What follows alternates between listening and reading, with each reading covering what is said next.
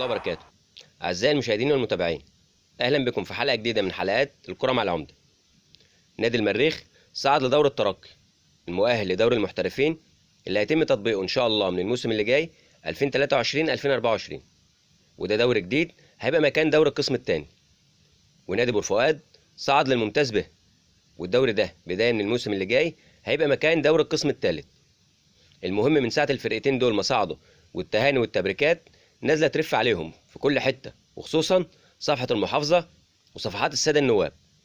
طبعا شيء جميل مفيش كلام، والتهاني دي معناها إن بورسعيد كلها حست بالإنجاز ده. عشان كده لازم من دلوقتي نسأل نفسنا سؤال مهم جدا: ماذا بعد الصعود؟ يعني نادي المريخ مثلا هيلعب دورة الترقي، والدورة دي لو ما خدش فيها المركز الأول هيلعب الموسم اللي جاي مع نادي بور فؤاد في الممتاز به. يعني نادي المريخ لسه الموسم بالنسبة له ما انتهاش، يبقى لازم من دلوقتي نبقى عارفين احنا عايزين ايه بالظبط. يعني عايزين نكمل المشوار ونصعد للمحترفين، ولا نكتفي بالمشاركة في الممتاز به، ولا نلعب وخلاص وزي ما تيجي تيجي واحنا وحظنا.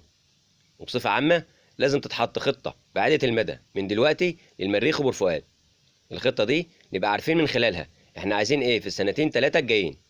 يعني مثلا عايزين نصعد في يوم من الايام للدوري الممتاز ونستعيد امجادنا تاني، يبقى لازم شغل من نار، لازم تدعيم فني ومادي وجماهيري قوي، لان الموضوع مش سهل، وفي انديه كتير في الدرجات اللي تحت معاها امكانيات كبيره.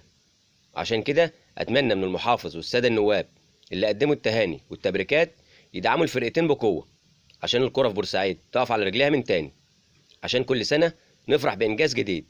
لكن لو احنا مش في دماغنا العوده للممتاز، يبقى لازم نصارح نفسنا وجمهورنا من دلوقتي عشان محدش يتعشم. أعزائي المشاهدين والمتابعين، إلى اللقاء في حلقة جديدة من حلقات الكرة مع العمدة. ما تنسوش تعملوا لايك للفيديو واشتراك في القناة. دمتم في رعاية الله.